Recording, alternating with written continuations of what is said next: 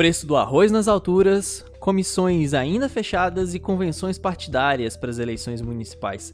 Aqui é o Carlos e esse é o Papo Democrático, seu compilado político semanal. Sejam muito bem-vindos. E aí galera, aqui quem fala é o Atanã e eu sou a favor de maiores penas para maus tratos animais. Fala galera, aqui quem fala é o Vinícius e eu adotarei um gatinho essa semana. Fala galera, aqui quem fala é o Impeachment e hoje vamos falar sobre o Rio de Janeiro.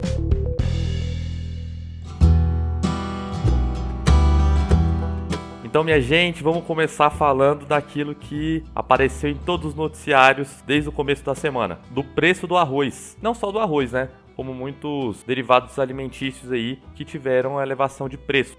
Então, a gente consegue explicar o que aconteceu com os preços por alguns fatores, né? É uma consequência conjuntural. Então, se a gente começar falando do nosso cenário nacional, a gente pode perceber que devido à pandemia, a redução da atividade econômica, uma maior parcela dos salários das famílias foi direcionada para a alimentação e foi gasto nos supermercados. E se a gente pensar também que o auxílio emergencial conseguiu garantir a renda de muitas famílias e até elevar a renda das famílias mais pobres, a gente consegue sim dizer que houve um aumento da demanda interna por alimento, já que segundo as pesquisas, o auxílio emergencial conseguiu triplicar ou mais a renda das famílias mais pobres, que gastaram de forma majoritária esse recurso nos supermercados. Então isso já faz com que a gente tenha mais pessoas, mais dinheiro sendo direcionado para esse setor. Esse aumento da demanda interna é um dos fatores que pode explicar a elevação dos preços. Sobretudo, se a gente entender que a oferta de arroz no mercado nacional diminuiu, já que muitos produtores preferiram sair da cultura de arroz e migrar para a cultura da soja, por exemplo, que conseguia ser mais competitiva e mais lucrativa para os produtores. Se a gente pensar que a cultura do arroz é uma cultura que demanda alto investimento, porque é uma cultura que demanda de muita água, muita irrigação, e o preço da saca internacionalmente vem caindo, além dos subsídios do governo para garantir os estoques entre safra também tem diminuído, a gente consegue enxergar que o cenário interno não é tão favorável para a gente ter um preço baixo do arroz.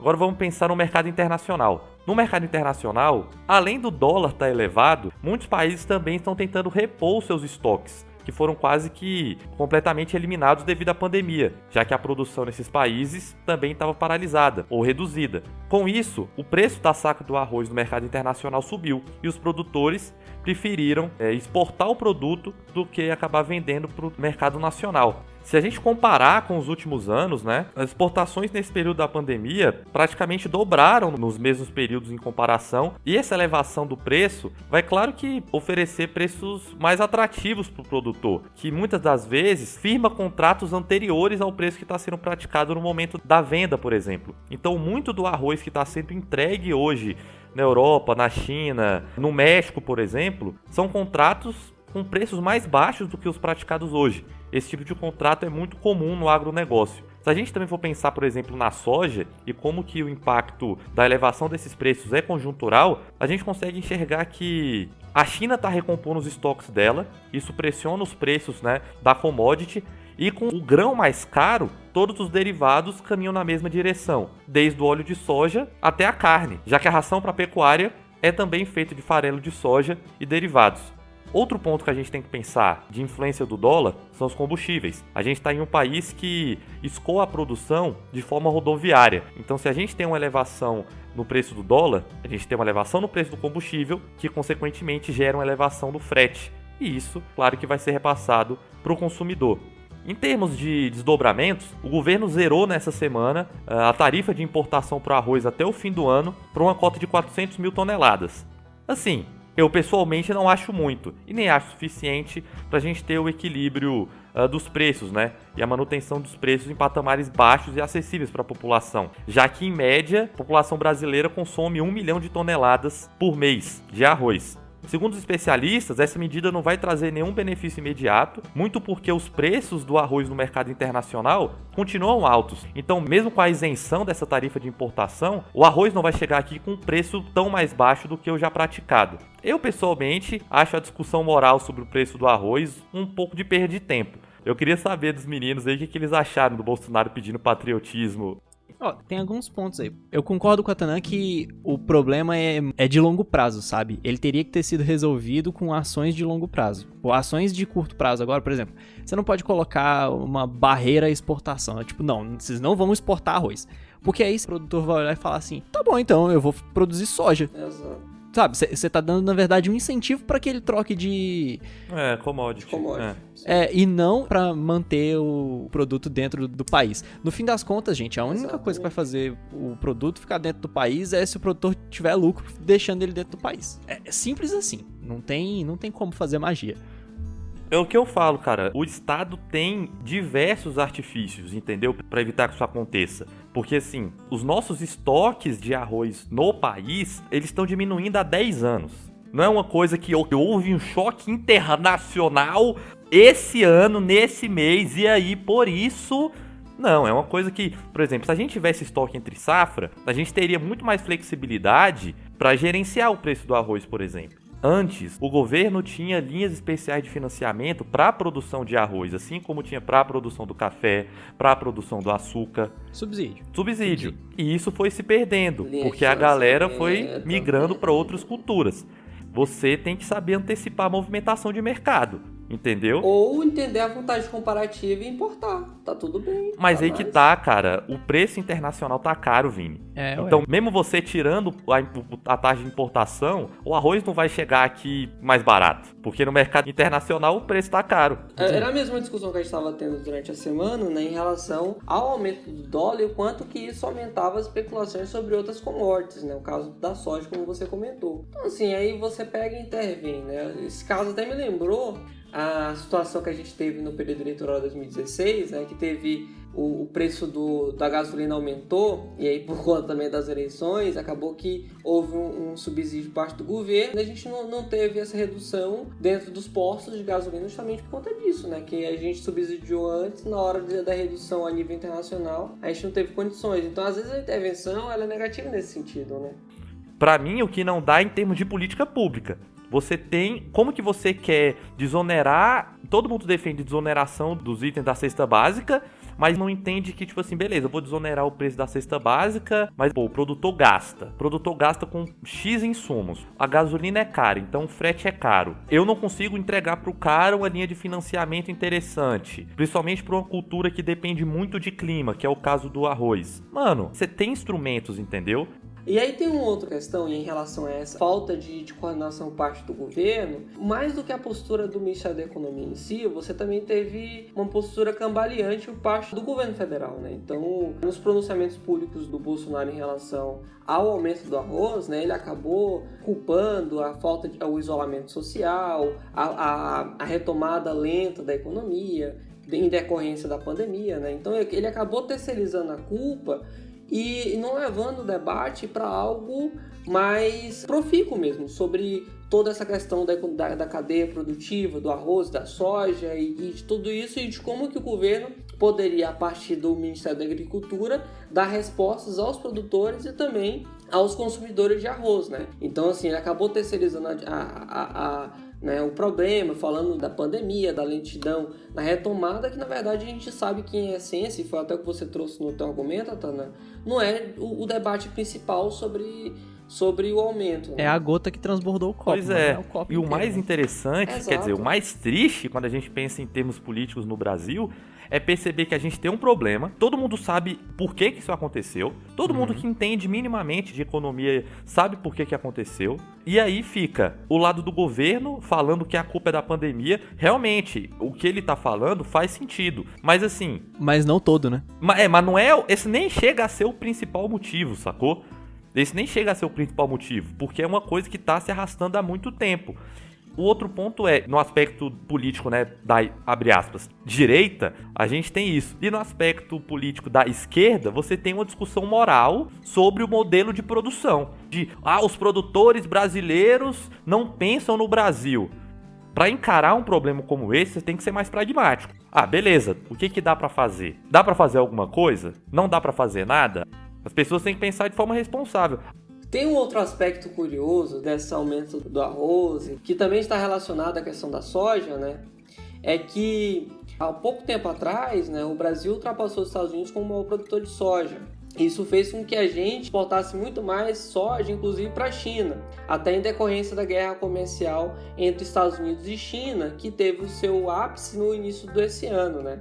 E aí o curioso disso tudo é que a gente está produzindo cada vez mais soja, essa soja está sendo destinada para a China, que não tem consumido dos Estados Unidos, ou tem consumido pouco dos Estados Unidos, e nós reduzimos a taxa de importação de arroz vindo de onde? Dos Estados Unidos. Então é louco, assim como que o comércio internacional é cíclico, né? Os Estados Unidos reduz a sua produção de soja, a China começa a consumir mais soja do Brasil por conta de uma guerra comercial com os Estados Unidos, e agora a gente recorre aos Estados Unidos para importar arroz em decorrência da nossa dificuldade em produzir o suficiente para o nosso comércio interno.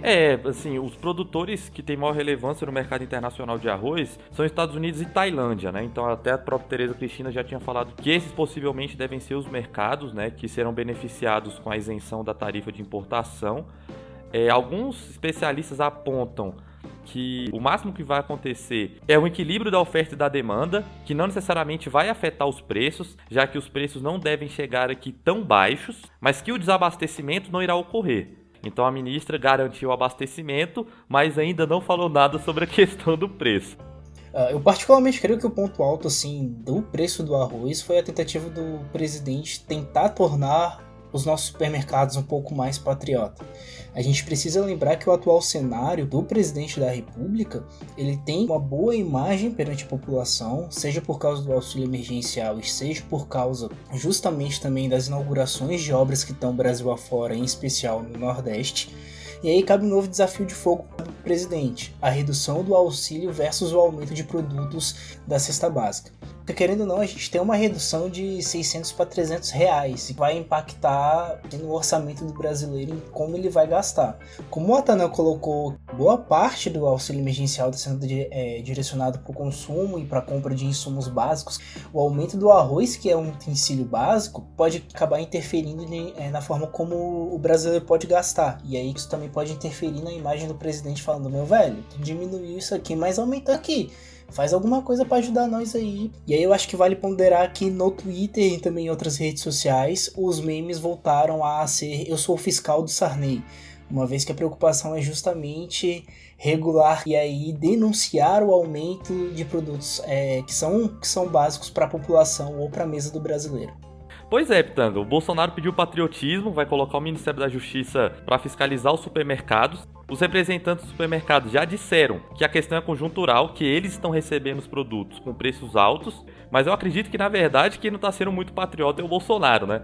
Porque um pouco do jogo de poder, de você ter muitos ministérios, muitas pastas e interesses divergentes dentro da equipe do governo, é exatamente para você equilibrar esse tipo de interesse e evitar esse tipo de fenômeno. Todo mundo sabe qual que é a agenda da ministra Tereza Cristina. E a gente não tem ninguém em outra pasta, em outro ministério, ou dentro do próprio Ministério da Agricultura, ou do Ministério da Economia, que realmente se preocupe com o abastecimento nacional, por exemplo. Já que a agenda dela é transformar o Brasil em uma potência agrícola internacional, né? A gente sabe muito bem disso. Então, quando você não tem interesses divergentes, né, pautas divergentes dentro da equipe do governo, você não tem ninguém que está olhando, né, os mesmos fenômenos por prismas diferentes. Então, assim, eu pessoalmente acho o preço do arroz fenômeno que a gente pode esperar o impacto disso nas próximas pesquisas, né? Já que tudo indica que os preços não irão reduzir, né,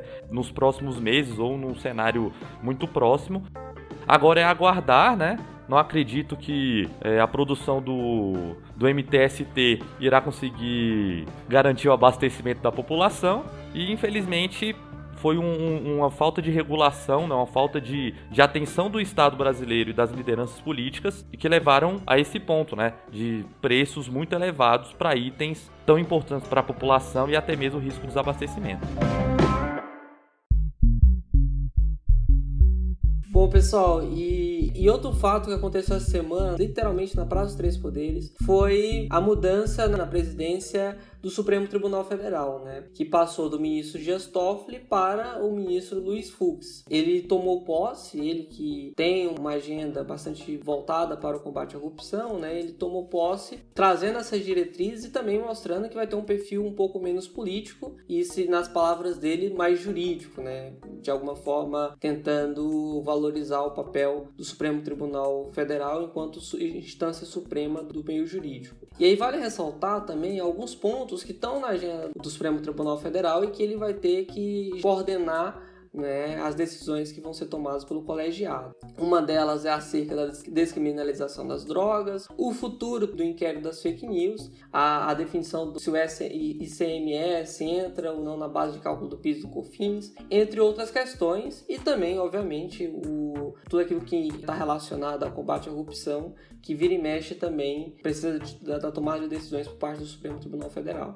E outro fato importante de comentar acerca dessa transição é de que na gestão do novo presidente, né, do Luiz Fux, nós teremos a mudança entre alguns ministros, né, no caso Celso de Mello e o Marco Aurélio se aposentarão, né, e o presidente Jair Bolsonaro terá a missão de indicar novos nomes. Essa indicação e também a própria gestão do Luiz Fux pode repercutir também sobre futuras decisões do Supremo Tribunal Federal em relação a essa agenda de combate à corrupção, em especial um ponto, né, que também foi decidido recentemente, que pode ter uma revisão, que é a questão da prisão em segunda instância. Vini, já que você falou do Celso de Mello e do Bolsonaro, a gente não pode deixar passar que nessa semana o ministro decidiu que o presidente terá que se manifestar de forma presencial sobre o inquérito que investiga a possível influência do presidente na Polícia Federal, né? A gente tem que lembrar que isso é um desdobramento daquele dia explosivo da saída do Moro. Eu, pessoalmente, acho o preço do arroz mais impactante para o Bolsonaro em termos políticos do que o depoimento que ele terá que fazer. Mas vamos aguardar, né? Vamos aguardar o desdobramento desse fato e perceber as consequências e movimentações políticas dos opositores do presidente.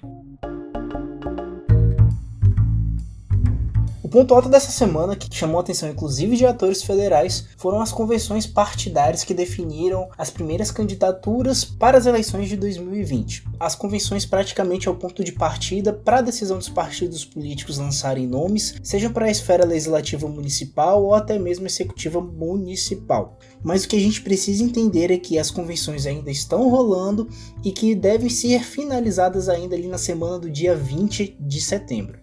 Mas o que também chamou a atenção não foram somente os nomes lançados para as representações políticas em cada candidatura, mas também a forma como as convenções estão sendo feitas. Dependendo do estado, alguns partidos estão optando ou por fazer ela virtualmente, mas também alguns estados estão inovando agora pelo sistema drive-thru ou pelo sistema drive-in. Os filiados e aqueles que querem se lançar no mar político brasileiro estão indo em seus carros e assim participando das convenções de maneira drive-in.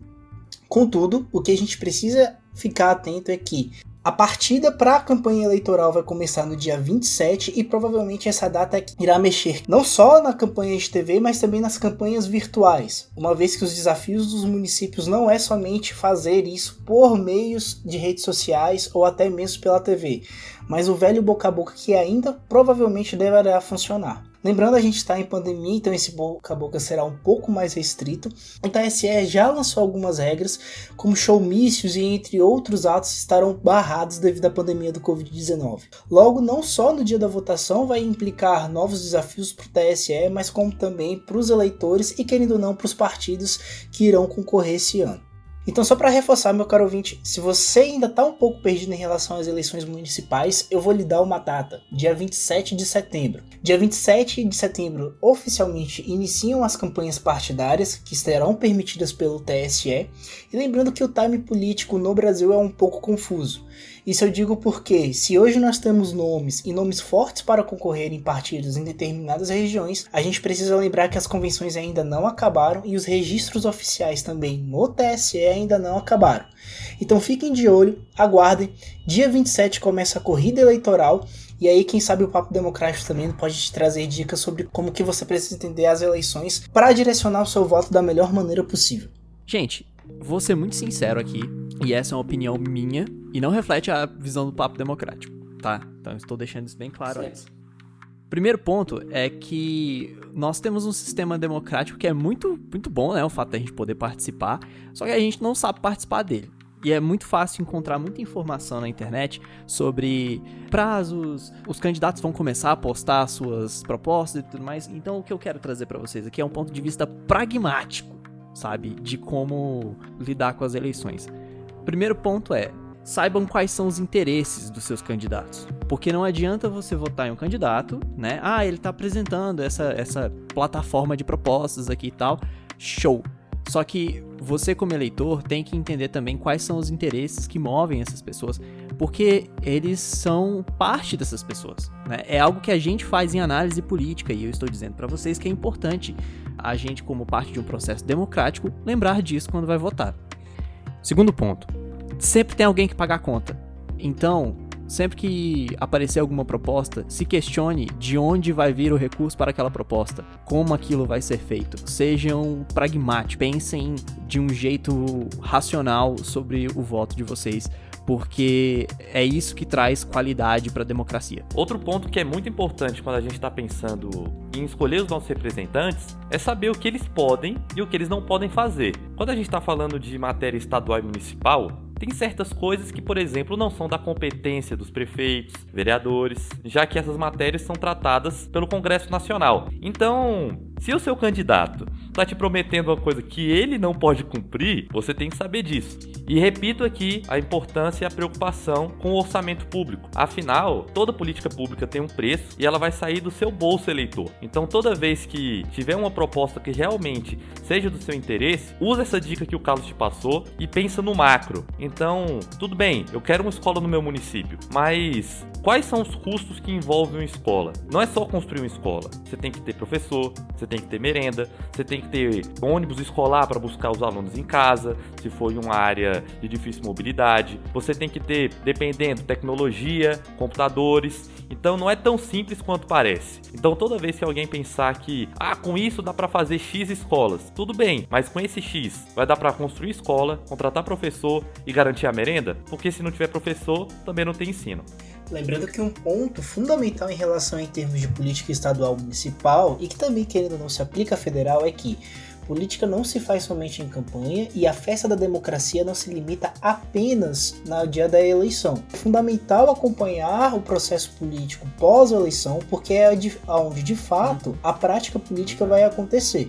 Então nunca esqueçam de que seguir não só o presidente nas redes sociais é fundamental, como também seguir o vereador da sua cidade, também o prefeito da sua cidade. A política ela não se faz apenas no momento em que se chama os votos para irem às urnas, mas também todos os dias em que a política pública ela é de fato posta em prática. Então, pessoal, eu acho que esse episódio está um pouco atípico, porque acaba que a gente está concordando muito. Não sei também se no próximo bloco vai gerar discordâncias, mas pelo menos até esse segundo bloco a gente está concordando bastante, porque são pautas que a gente tem algum tipo de convergência de opinião, né? Só para complementar o que os meus amigos trouxeram, queria trazer algo mais idealista, né? Que já que eu do grupo eu sou mais idealista dos rolês, e trazer 3 motivos para a gente estar otimista para essa eleição, né? Vixe Maria, aí machucou o neném. Tava todo mundo concordando até este momento. Aí machucou demais o neném, machucou. E o primeiro deles, né, de que na reforma política de 2017 houve a decisão, né, de que as já não podem mais ocorrer coligações, então agora os partidos eles terão que eleger a sua chapa em si, que isso tende a de alguma forma fazer com que você tenha uma visão mais, digamos assim, ideológica, né, daquela chapa que está sendo formada, e isso de alguma forma possa conformar melhor quais são os interesses que estão envolvidos. E isso até toca também o que o Carlos trouxe na fala dele, né, sobre você entender quais são os interesses dos seus candidatos. Porque antes a gente tinha cada coligação que, meu Deus do céu, envolvia partido de direita, esquerda, enfim, isso talvez de alguma forma possa dar um formato mais, digamos assim, mais transparência, né? Mais transparente. Um segundo ponto que eu acho que é muito interessante é que existem iniciativas que têm vendido essas soluções e também os partidos têm tentado investir nisso, que é o uso de dados de redes sociais, até dados também que eles conseguem por meio de leads e tudo mais, para entender mais o perfil eleitoral. Então isso é sinal dos nossos tempos, né? De cada vez mais a gente está usando os dados que são fornecidos pelo advento da internet para entender quais são os perfis, né? E isso tem traduzido na lógica eleitoral, e eu acho que isso pode de alguma forma ressignificar as eleições e trazer até mais assertividade na conexão entre o candidato e o eleitor. E assim como na eleição passada, essa eleição também nós teremos as iniciativas de match eleitoral, né? Que para quem está indeciso, que tem essa dificuldade de chegar ao que o Atanã, o Carlos e o Pitanga trouxeram, né? De você identificar qual é o seu eleitor, também a gente vai ter essas outras alternativas de você pegar, responder um questionário ali e a partir disso ter traçado quais perfis são mais próximos daquilo que você tem interesse. Um terceiro motivo para se manter otimista para a corrida é em relação ao fundo partidário, né? Teve uma decisão do Tribunal Superior Eleitoral no ano passado que garantia que o fundo partidário, né? O fundo eleitoral, na verdade, ele seria condizente com a cota o percentual mínimo de candidaturas femininas, né? Então, se são 30% o mínimo que os partidos têm que ter na sua chapa, nas candidaturas, são 30% de mulheres no mínimo, esse percentual tem que ser condizente com o valor destinado à candidatura de mulheres, isso é muito importante. E aí também teve uma decisão recente de também destinar recursos do fundo partidário a candidaturas de pessoas negras, né? Então isso é também uma decisão muito importante por parte do Tribunal Superior Eleitoral que pode de alguma forma dar mais equilíbrio no jogo e tornar as nossas casas legislativas mais condizentes com o nosso perfil demográfico. E aí, só para lembrar também, a gente, na próxima semana, quando provavelmente vocês estarão ouvindo o nosso podcast, a gente vai ter o Dia da Democracia, né, que é no dia 15 de setembro. Então eu estou trazendo também essa palavra de otimismo, né, esse sermão de otimismo também, para dizer assim, olha, celebrem a democracia na próxima semana e defendam a democracia e, de alguma forma, exercer o direito ao voto é também celebrar a democracia. Eu tenho um último ponto que eu esqueci, muito rápido, que é, gente, por favor, defendam transparência, sabe? Independente de quem vocês vão votar, defendam transparência, porque transparência é essencial para que a gente entenda o que está acontecendo, para que a gente possa basear as nossas decisões para a próxima eleição, por exemplo. Eu preciso saber se a pessoa que eu votei cumpriu parte daquilo que ela falou, ou cumpriu tudo daquilo que ela falou, não cumpriu nada do que ela falou, sabe? E a gente vê isso com transparência, com um processo que seja aberto. Desconfiem de pessoas que preguem falta de transparência, porque isso faz com que o sistema se torne muito mais complexo e faz com que ele se torne menos representativo.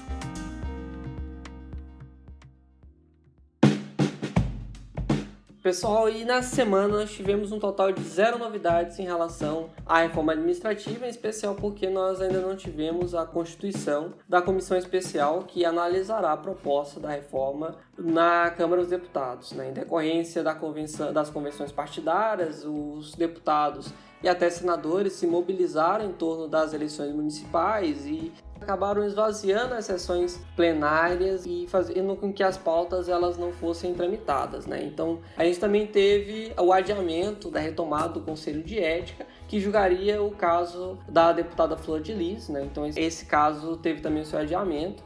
E também de outras comissões que estavam com perspectiva de retomada e que acabaram não retomando essa semana. E sobre a reforma administrativa, apesar de não ter nenhum novo fato a nível procedimental, né, a gente teve uma fala muito interessante por parte do presidente da Câmara, Rodrigo Maia, né, que falou que, primeiro ponto, né, a reforma administrativa ela vai respeitar o ritmo das reformas, né, então quase certeza de que ela só será votada depois da aprovação da reforma tributária, que está em um passo mais adiante da reforma administrativa. E também teve um outro ponto que ele comentou, até numa entrevista recente à CNN, né, de que na Câmara dos Deputados a reforma administrativa ela será tocada com um perfil menos fiscalista e mais pautado na modernização do Estado, né? Ele reconhece que o governo federal trouxe a proposta com a perspectiva de redução do gasto público, mas ele falou que há, sim, uma perspectiva de utilizar o texto que chegou para pensar na modernização do Estado e tentar, de alguma forma, fazer com que as entregas sejam mais eficientes. E teve um outro ponto nos bastidores da gravação do podcast, né, que foi um comentário de uma querida amiga aí de Brasília, a Carla, que ela cornetou, né, o meu comentário sobre a reforma administrativa e acabou concordando com o Atanã na nossa última discussão, né, em torno não do pessimismo da proposta, mas de que ela chegou aquém daquilo que poderia ser, que a reforma administrativa ela poderia ter sido melhor desenvolvida por parte do governo federal. Pois é, Vini. Mais um dia aqui, né, de felicitações quanto aos meus comentários. Pavão. Pavão. Mas falando sobre o que rolou ainda no parlamento nessa semana, já que eles não conseguiram apreciar a retomada das atividades das comissões, o que nós temos como marcador foi a aprovação no Senado Federal do projeto de lei 1095, que aumenta as penas de crimes de maus tratos aos animais, quando eles forem cometidos contra cães e gatos. Agora a matéria vai seguir para a assinatura do presidente. E a semana foi bastante parada, inclusive afetou a comissão mista da reforma tributária, né? Que tinha uma reunião prevista com a Frente Nacional de Prefeitos. Essa reunião foi adiada para as próximas semanas, a pedido dos próprios parlamentares mesmo. Mas outros acontecimentos, outros eventos ao longo da semana trouxeram alguns pontos que é importante a gente pensar para o debate da reforma tributária, que dá indícios de não estar tão otimista quanto estava um mês atrás. Isso porque o impasse entre União, estados e municípios... Na verdade, a reforma tributária tem uma característica muito peculiar, que é: todo mundo acredita que ela tem que acontecer, mas não há um consenso de como ela deve acontecer, né? Isso em diferentes níveis. A União, estados e municípios não concordam em qual o tamanho dos repasses que a União teria que fazer para estados e municípios. Para estados, por exemplo, que defendem um fundo de desenvolvimento regional. Municípios não concordam em entrar o ISS na reforma. Então, só isso já tem grandes divergências entre os entes federados. Do lado dos setores da economia também há divergências sobre como vai ficar a divisão da carga, setores vão pagar mais, setores vão pagar menos. Então, assim, a dificuldade em chegar em um texto que seja minimamente aceito tem feito que o debate perca momento e começa a apontar no horizonte que ele pode ficar assim para 2021. Nessa semana, inclusive, os governadores estiveram no evento e 2 governadores importantes, assim, o Caiado de Goiás e o Rui Costa da Bahia. E a leitura deles é que realmente é difícil imaginar uma reforma sendo aprovada ainda esse ano. E um último ponto, assim, para que a gente mantenha para debates posteriores é que a gente comentou que o governo retirou a urgência, né, do projeto que tinha enviado. Só que isso não quer dizer automaticamente que o projeto morreu, né? O projeto parou, realmente, assim como o debate em si deu uma esfriada. E aí um dos cenários possíveis, uma das leituras possíveis do cenário atual é que, caso realmente não haja maiores dificuldades para aprovar um texto mais amplo, o PL do governo pode apontar como um texto, uma reforma muito tímida, mas ainda assim algum tipo de alteração, né? Então vale manter isso no radar.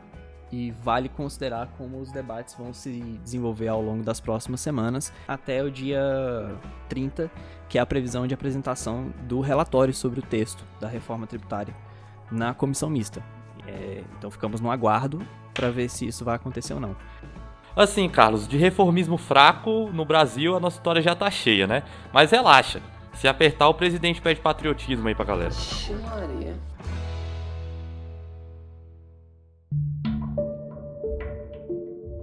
Então, para essa semana, 2 estados continuam no mainstream, em especial devido à sua crise política instaurada nas suas regiões.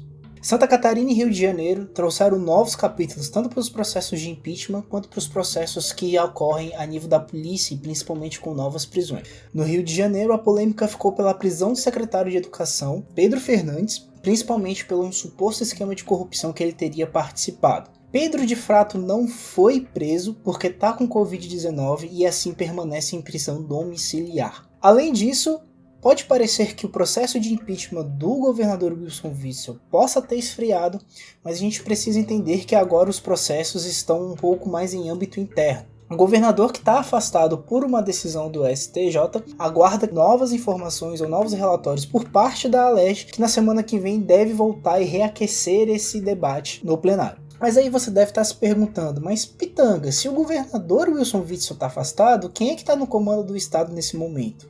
É aí que entra uma peça fundamental para a gente entender quem sabe o futuro do governo do Rio de Janeiro. Cláudio Castro, também do PSC, hoje é o atual vice-governador e governador interino do Rio de Janeiro, enquanto o governador Wilson Witzel permanece afastado. Então, desde que a sombra do impeachment começou a circundar Witzel, Cláudio Castro, em seu lado, começou a fazer pequenos ensaios e cogitou até mesmo um toma lá da cá, que voltou a ser tema nessa semana, sobre o futuro da gestão do Rio de Janeiro.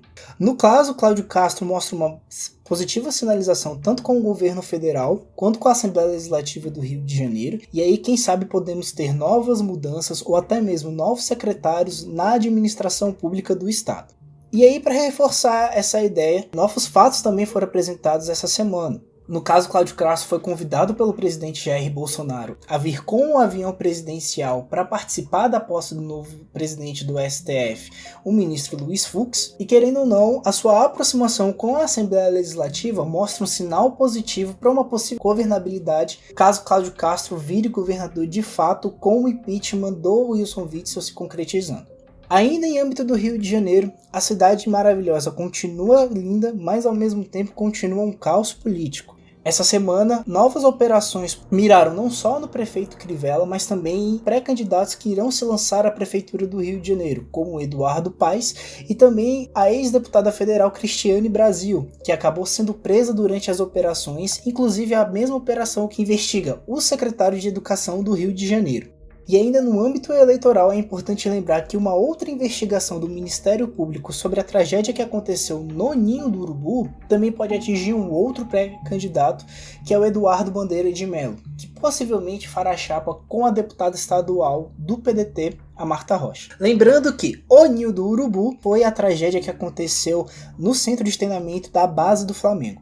Já em Santa Catarina, cada vez mais o governador Carlos Moisés se aproxima do regimento, e eu não estou falando do regimento da Assembleia Legislativa, e sim do regimento do Fantástico. Como a gente comentou na semana passada, um segundo processo de impeachment foi aberto contra o governador, e essa semana o vice-presidente da Assembleia Legislativa abriu prazo para a indicação de nomes para a composição da comissão especial que vai julgar esse segundo processo. Vale lembrar que a Assembleia Legislativa recebeu o 8º pedido de impeachment contra o governador e que possivelmente poderá ser o terceiro processo de impeachment a correr concomitantemente com o primeiro processo e com o segundo processo, uma vez que a CPI dos respiradores apontou como sugestão uma nova abertura de processo de impeachment para investigar esse caso. Entretanto, a defesa do governador apresenta também um novo argumento ao STF, que também passou a bola não só para o presidente da República, mas também para o Congresso Nacional. Eles terão que se manifestar até no máximo este domingo, dia 13 de setembro. Cara, é chocante para dizer o mínimo, Pitanga. Eu vi o teu relato lá de Santa Catarina, ainda mais o estado que, além de ter sido acometido pela pandemia, como o resto do país, também teve casos de ciclone tropical que afetou tanta gente, né? Então, em tempos duros como esse, é difícil ver uma Assembleia Legislativa dedicada a um tema alheio a qualquer outro tema que deveria ser prioritário na agenda.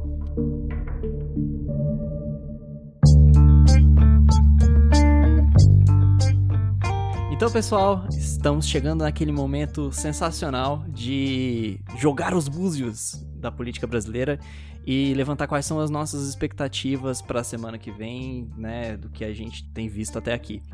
Eu começo dizendo que continuo interessado em ver qual vai ser o nível de articulação do governo em torno das propostas da reforma administrativa e da reforma tributária. É importante ver se esse esfriamento vai se manter ao longo da semana, se alguma coisa vai acontecer para esquentar o debate, e a partir disso a gente conversa semana que vem.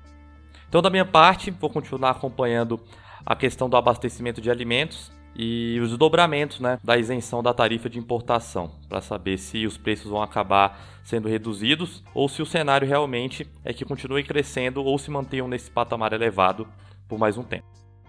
Além da manifestação por parte dos poderes federais acerca do processo de impeachment do governador de Santa Catarina, meus búzios para a semana que vem, caro ouvinte, marque na sua agenda. Quinta-feira, dia 17 de setembro, está prevista a votação do processo de impeachment no plenário da Alerj, e dependendo da decisão do Poder Legislativo Estadual, o governador pode ser afastado oficialmente e quem sabe até mesmo um passo a mais para sair do cargo. Meu destaque para a semana que vem, né, a discussão é se vai avançar ou não a discussão em relação a MP do adiamento do auxílio emergencial no valor de R$300 e ver se de alguma forma ele vai avançar ou não essa discussão no Congresso Nacional, tendo em vista que alguns parlamentares já estão se articulando para pedir, né, a manutenção do valor antigo do auxílio, né, no valor de R$600. Então, pessoal, chegamos oficialmente ao final do nosso 8º episódio do Papo Democrático. Agradeço muito a todos vocês que estão escutando, que estão acompanhando a gente aqui nessa empreitada. É o nosso 2º episódio em setembro e a gente quer reforçar aquilo que o Vini disse na primeira semana sobre a campanha do Setembro Amarelo. É muito importante que haja conscientização sobre condições que possam afetar a saúde mental de nós todos, principalmente nesse momento de quarentena, de isolamento. Tem sido um ano muito atípico. Então, busquem se informar sobre como esses tipos de condições podem afetar as pessoas ao seu redor e também você, porque, né, ninguém está imune. E lembrem sempre que é essencial buscar ajuda caso você se encontre em alguma dessas situações. E é isso. Obrigado por escutarem mais esse episódio. Lembrando que ao longo da semana nós publicamos conteúdos especiais no Instagram e no Twitter, então vão lá conferir, seus lindos. Reforçando os agradecimentos para a nossa produtora executiva Beatriz Queiroz e a nossa designer Bruna Schiavocello. É isso, obrigado por terem nos escutado até aqui e até semana que vem.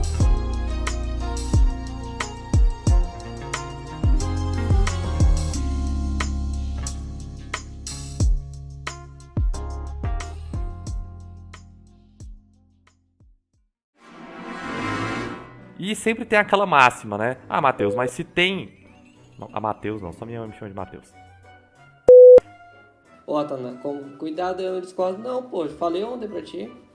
Não, tu vai Mas discordar. eu Se for que discordar, você vai discordar. Aí tu me fode. Eu quero você falando o quê? Olha como que você produz pro Brasil e vende Porra, Tana, eu tudo, falei meu que eu Deus, que discordo. absurdo.